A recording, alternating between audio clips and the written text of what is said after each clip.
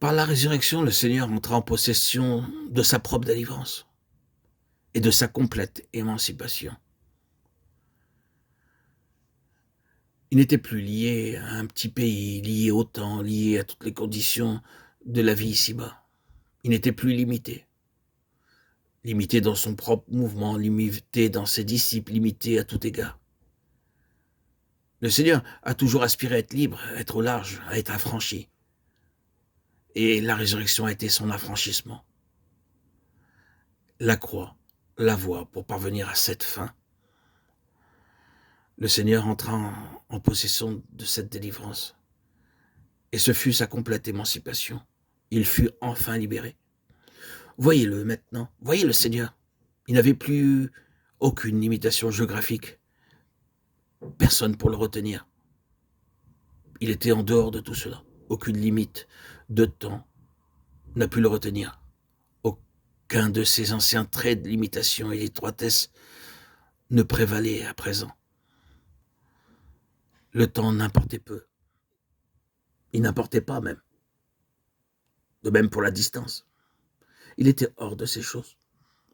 Le jour de sa résurrection, il marcha avec 2 disciples jusqu'à Emmaüs, rompit le pain avec eux et disparut. Les disciples retournèrent en courant à Jérusalem pour raconter la nouvelle. Mais il était là, avant eux. Ce fut ainsi constamment. Voyons ce qu'il fait avec ses disciples, avec la compagnie plus large qui doit être le noyau de son Église. Il apparut à plus de 500 frères à la fois, dit Paul, 1 Corinthiens 15, 6. Qu'est-il en train de faire? Établir la preuve quant au fait que maintenant il ne connaît aucune limitation, aucune limite ou lien, et qu'il est libre.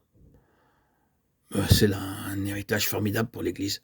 Pour nous, combien nous en sommes réjouis aujourd'hui de réaliser que la question géographique n'importe pas, que ce soit à 50, à 500 ou à 5000 kilomètres, que le temps n'importe pas. Aucune de ces choses n'a d'importance.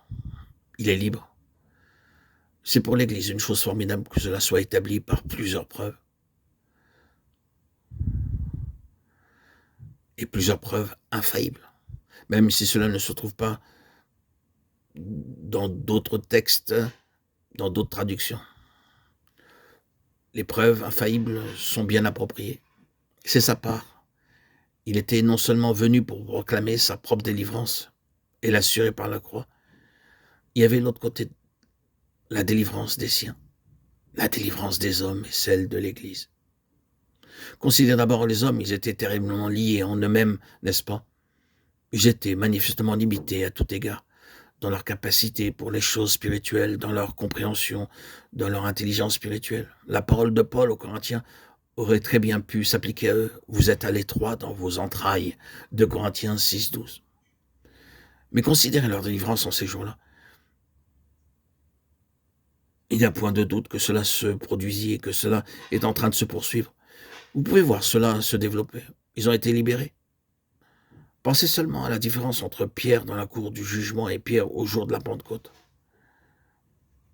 Un homme limité, lié à l'étroit et défait. L'autre homme au large, bien au large, un homme émancipé. Ils sont tous ainsi. Ce fut pour eux l'année du jubilé. Le Seigneur Jésus l'avait proclamé par sa résurrection. Il l'avait introduit et par l'envoi du Saint-Esprit. Le jour du jubilé, le 50e jour. Le mot Pentecôte, Shavuot, la traduction hébraïque, signifie 5 semaines, 50e. Le 50e jour. Il l'avait finalement scellé. La 50e année et le jubilé. Et la Pentecôte et le 50e jour. Oui, c'est le jubilé, c'est la délivrance. Tout porte l'empreinte de cela. Et ainsi, la Pentecôte a été le couronnement de ces 50 jours et la mise à disposition particulièrement des valeurs des 40 jours. C'était leur jour de délivrance.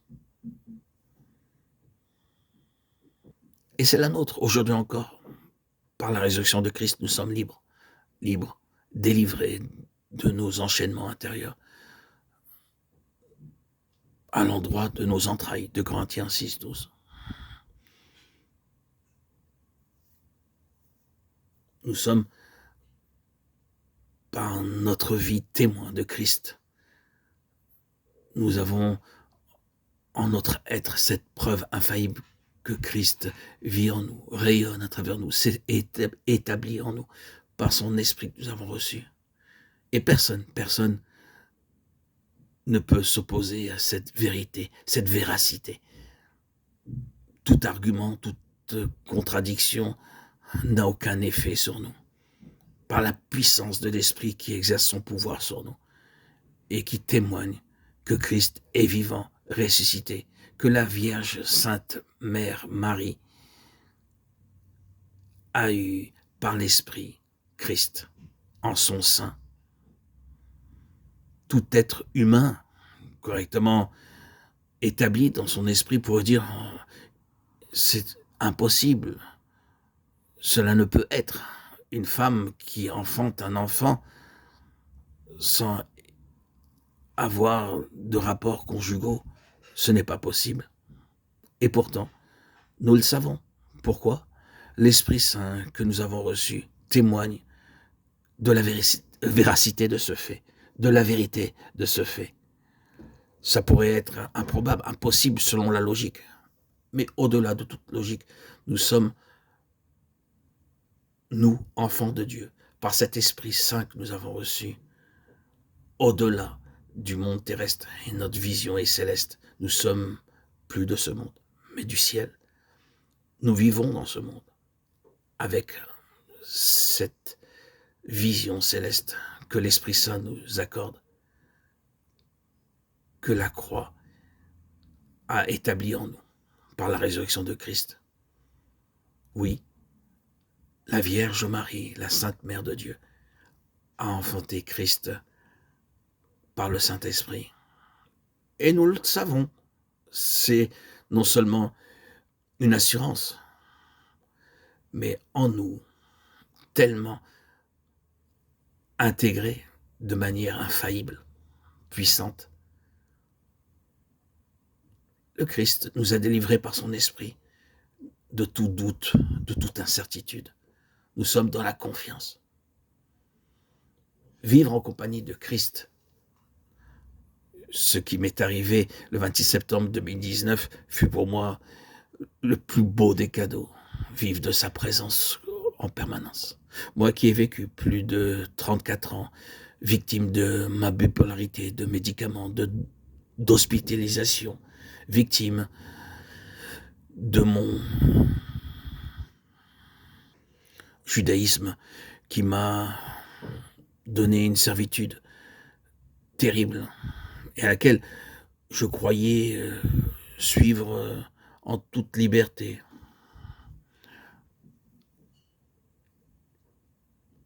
Une libération. Le Seigneur m'a montré ce qu'est la délivrance. Il m'a montré l'évidence. Il m'a montré que mes doutes en ce qui le concernait n'avaient aucune raison d'être. Le jour de mon baptême, toutes mes défaillances, mes faiblesses, ma fragilité ont disparu pour laisser place à la certitude que Christ est vivant, que la Bible, le Nouveau Testament et la Nouvelle Alliance offerte à tous ceux qui croient en Christ, Jésus, roi sauveur. Aujourd'hui, 6 ans après mon baptême, je vis cette puissance de Christ dans mon être. Ce Jésus qui est aujourd'hui ma couronne, mon Dieu, ma vie, ma croix, ma joie, ma bénédiction. Gloire à Dieu au plus haut des cieux et paix sur la terre aux hommes qu'il aime. À toi, Seigneur, tout honneur, toute gloire pour les siècles des siècles. Amen. À toi seul, tous les honneurs, Seigneur Jésus.